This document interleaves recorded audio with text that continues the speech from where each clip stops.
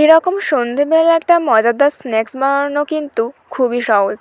এই স্ন্যাক্সটা বানানোর জন্য লাগবে মাত্র 2টো ডিম, আর এটা কিন্তু খেতেও দারুণ মজার হয়। এই স্ন্যাক্সটা বানানোর জন্য এখানে আমি নিয়েছি 2টো সেদ্ধ ডিম।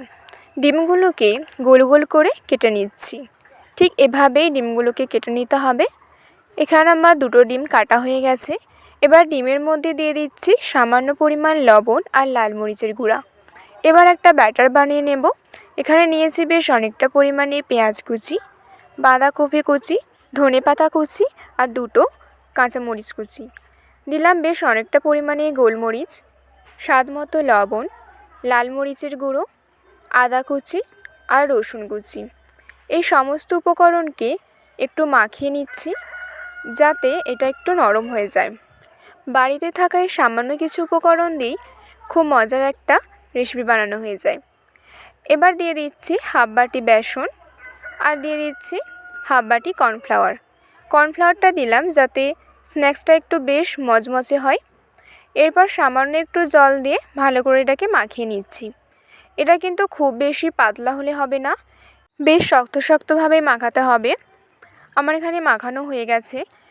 এরপর যেটা মাখিয়ে রেখে দিয়েছিলাম সমস্ত উপকরণ দিয়ে সেটা নিয়ে নিচ্ছি।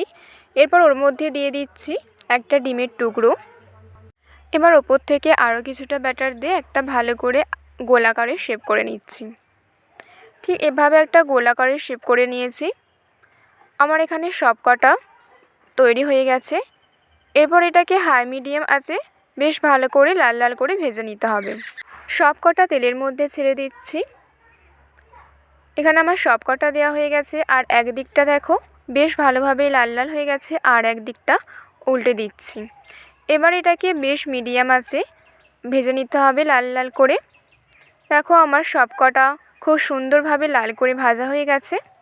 এবার এগুলোকে তেল ঝরিয়ে নামিয়ে নেব। সব কটাই খুব সুন্দর লাল লাল করে ভেজে নিয়েছি। এবার চলো একটা শেয়ার করে দেখি ভেতরটা কত সুন্দর হয়েছে। দেখো দেখতেও কিন্তু ভেতরটা খুব সুন্দর লাগছে, আর সত্যি বলতে এটা কিন্তু খেতে অনেক মজার হয়। তোমরাও কিন্তু চাইলে বাড়িতে এরকম সহজে একটা রেসিপি বানাতে পারো। আশা করছি তোমাদের আজকের রেসিপিটা ভালো লেগেছে। আর যদি ভালো লেগে থাকে চ্যানেলটিকে অবশ্যই সাবস্ক্রাইব করে দাও।